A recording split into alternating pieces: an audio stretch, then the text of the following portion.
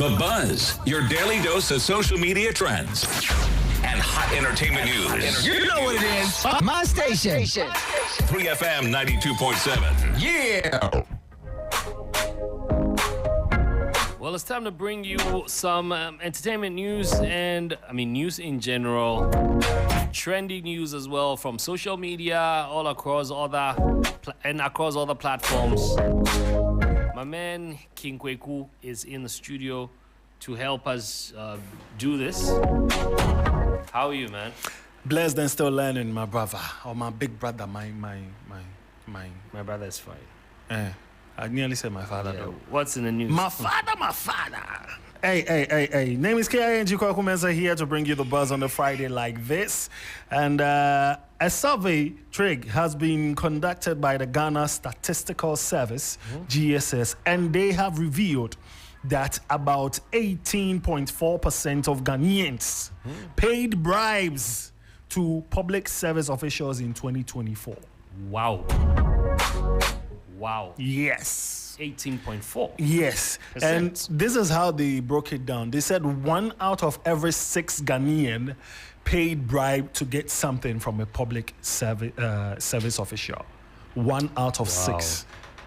So it means that the public service officials also are taking a lot. That's the other angle of it. And they even broke it down further. Corey, if you can do us the honors, though. So according to the research, about 77.4% of the people that gave out the bribe are males. And 22.6% are females. And they go on to say that 61.9% are from the urban places in the country, the towns and all that, and rural areas captured about 38.1%. You can go on Facebook right now, 3FM 92.7, to check out all this data that we are telling you about. And out of the many things that they give as bribes, money tops it all with 85.2%. And they also give food, drinks, and animals. I don't know if the animals, they're keeping it as pets or what. But food, drinks, and animals come second to money with 9%. And also valuables falls in the last in the list with 1.4%. Yes. Wow. And when it comes to out of the 16 regions, guess which region topped? Accra, great, Accra. Yes. Yeah. Followed by Ashanti region. We are great.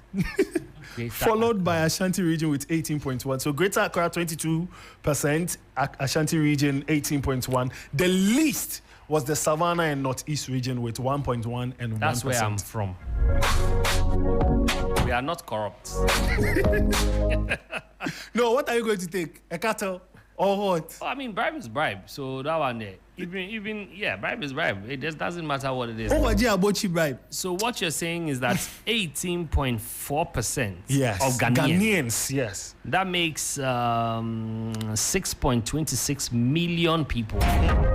Out of the total population of 34 million. So that means that we have to calculate the officials too. Yeah, man. This is not the best, but hey. That's what's happened. Yeah. So that's the new survey that's out there, and people are discussing it on social media, putting numbers to it and everything. But let's talk Afrobeat, Trig. Okay. Normally, when it's about music, I start my statement with you, a musician, so you will know more about it. There is an argument about who sort of started Afrobeat, who did what, who did that. Somewhere around early this month, I think around 1st May or 2nd May thereof, Akon came to make a statement trumpeting how much of an influence he has been on Afrobeat.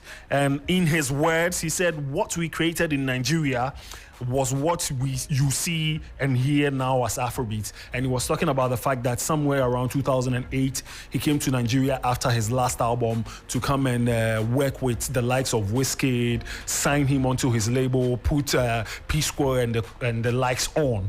And that's what Afrobeat has grown to become now. Please saying, Obi blowing a trumpet. Never man do them too risky. He's blowing his trumpet. Yeah, so by way of information, yesterday we were on Twitter and we saw that Landlord has also tweeted something interesting concerning the same Afrobeat topic. And this is what Sarkodie tweeted. Big shout out to the legend Akon for what you did for Afrobeats with 3 exclamation marks. We can't skip that history. We can't skip that in history. Few artists in their prime will look back and put their people on from the motherland. He did that in a big way. Of course, it's been bigger and better since, but we can't ignore his contributions to the global dominance of Afrobeats. That is Sarkodie's opinion on Afrobeat and Akon's big influence on the whole music, the global music journal. So let me ask you, what do you think though? Oh, well, I think what Sarkodie has written is nice. Eulogizing Akon, yeah. I think is nice, is okay. But do you think Akon made a contribution? I think Akon also, thinking that he made a contribution. Is also, he's entitled to it. And for me, yes, I have nothing to say. I think Akon did a good job putting the light on the motherland. You know, in his prime, yes. I must say, he did a good job. It was in his time that, you know, he would mention Senegal, Sierra Leone or Senegal? Senegal, yeah, he mentioned Senegal. And yes, of course, he came to Ghana. Babs mentioned that they were going to work with Sarkodie. You know, he did a few concerts in Africa, and like you said, like Sark said, featured some African artists, yeah. But as to how directly, I didn't, maybe I wasn't following too well, but directly, I didn't see a direct impact influence. Yeah. So, but these things happen over time. So that's why I agree with Sarkodie when if he's saying he came back to the motherland to put some people. Yes, on. And then you cannot skip that. Yes, but yes, he contributed just as a few other people did. You know, but I think when the issue of Afrobeats is mentioned, I think Africans in the diaspora, especially in the UK, Fuse ODG. Yeah, that's why I said the UK did a great job. Yes, they did. In fact, they really pushed that agenda. They started using that word as well. The one with the S. Because Afrobeat has already been there. Yeah, it's already been. Fela and Co were doing Afrobeat. You know, there's actually an AAA album that has a track that is called Afrobeat, and this song was somewhere in the 60s. It's on a vinyl. So yeah, that's all I can say. Yeah. But as to whether Akon had a direct impact or something, maybe he pushed the town. I think that yes. I think that we can't take that away from him. He sort of brought the attention onto the motherland. Yeah. You know, in this time, people were, but me, Next, you say it. Next, because I think that the kind of attention that he gave to somebody like T-Pain is not I didn't see that with an African act. Okay. You understand? Yeah, but I know naysayers will come and say what they want to say. But that's the truth. It could be that, yes, even Lady Gaga and Co. that were on his label properly. You know, that's what I'm saying directly. I didn't see what he did. Yes, I didn't see. Besides him, you know, working, you know, in Africa, doing his light thing. Yeah, that is superb. Very impactful.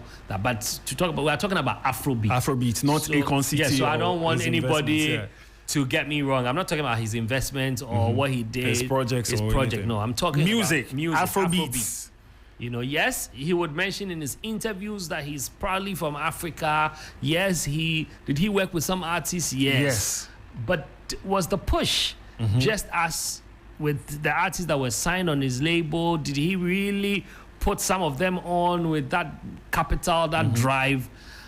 I that's where Yeah. we have to. Maybe he did, but at the time the world was not ready to receive. And maybe even as at that 2008, was it actually Afrobeat? Was it Afrobeat? Exactly. Or was just music from Yes, Africa or exactly. Nigeria? So yeah, well, Let's talk about divorce, because Offset is in the news with Cardi B again.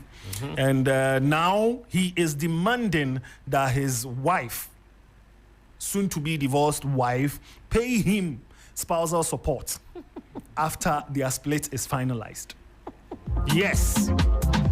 Men also deserve. oh yes, oh yes, oh Men yes. also deserve. That's why it's very important to always find someone that has something to lose.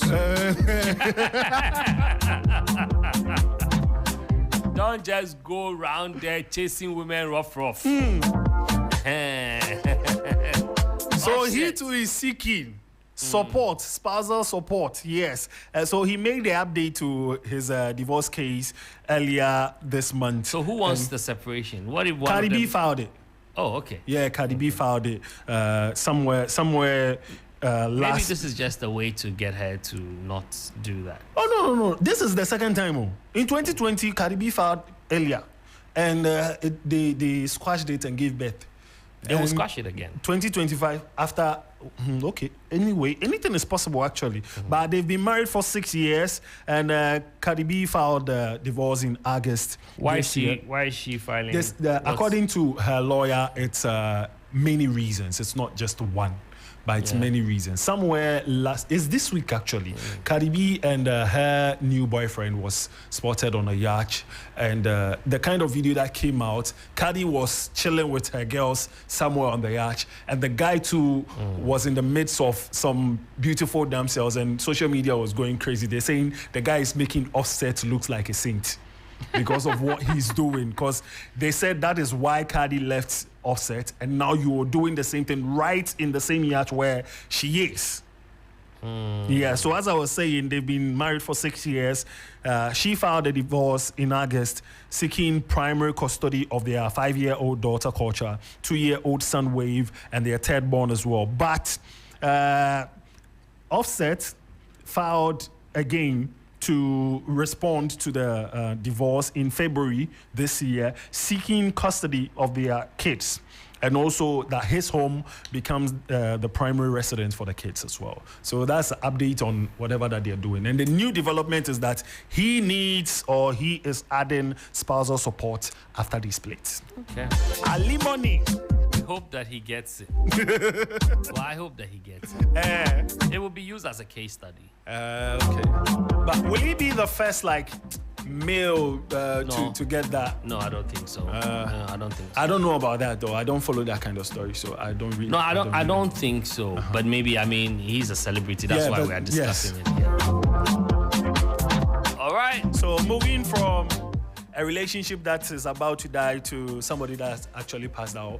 Dada KD's 1 week celebration will take place June 21st at the East Legon Executive Club, and this was made known by the family after they paid a courtesy call to Musica earlier today. So that's by way of information. On 21st of June, East Legon Executive Club. That's where they will do the 1 week celebration for Dada Kweku Mensa, Ghanaian high life musician, after he passed. Now let's do some movies that you can check out this week before a bounce. Share with us. Yeah, so I'm giving you one of each world, so action, horror, adventure, and fantasy. So if you're a fan of adventure, fantasy, and mystery movie, you can check out Fountain of Youth.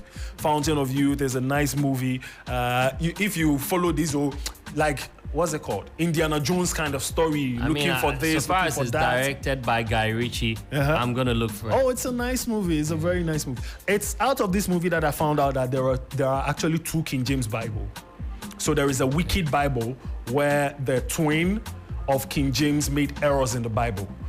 So that's actually history and facts that's there. Wait. You can't come on the show and give information. No, it's from the movie. No. The movie is not. Wait. The movie is not for educational purposes. Okay. So we cannot say it's a documentary. If it was a documentary based on that, we can. But this is a movie. So this is your finding. So as I said earlier, it is out of this movie that I found out. Go and do your research Okay. first. before you come and throw I'm dust. talking about the movie. Research. Movie. No, the movie did not. The movie is not even based on that story.